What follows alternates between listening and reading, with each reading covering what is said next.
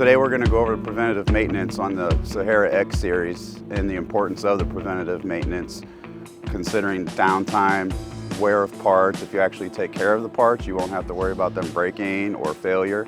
The failure of the actual part is 3 times the amount as if you actually do the preventative maintenance. So the first oil change would be 500 hours, and then after that 3,000 hours or 3 years, whichever comes first.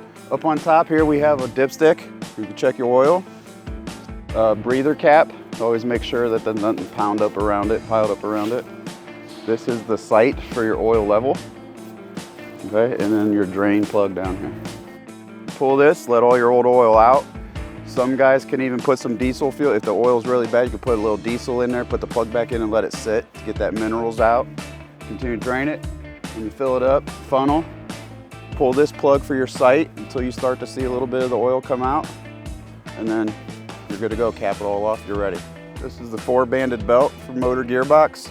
Very important that you have no more than 1/4 inch deflection. Very important to keep an eye on this torque arm and inspect it. Make sure the roll pins are in and these big pins haven't pulled out. Make sure none of these knuckles are cracked, chipped, and tight. Main mixer shaft bearing, only a couple pumps of grease about every 40 hours. No more than that because you can blow the bearings out. You want to check these bolts to make sure they're tight. Color pump hoses will be changed about every 700 hours, give or take. Main thing is the color pump hose, the glycerin inside, and the gasket for the cover. When you change the hose, you want to be able to clean the inside out completely, get rid of all that old glycerin because it'll be discolored. You put new glycerin in it, it'll automatically be discolored and you'll never know.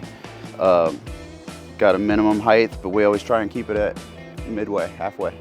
Main components on the air compressor to keep an eye on are your air filters, your breather filter, and your oil level.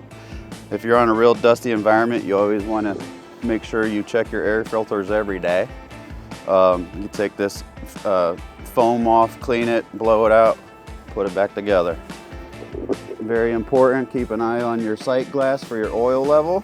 This is equipped with a low oil sensor that'll shut your machine down if it runs out of oil, but still a good idea to visually inspect the sight glass. If they take the time and go over all the recommended routine maintenance, you have the cost in actually having to replace those parts, the downtime, the manpower to have either your own employees do that work or have to have someone else come in and do the work for you.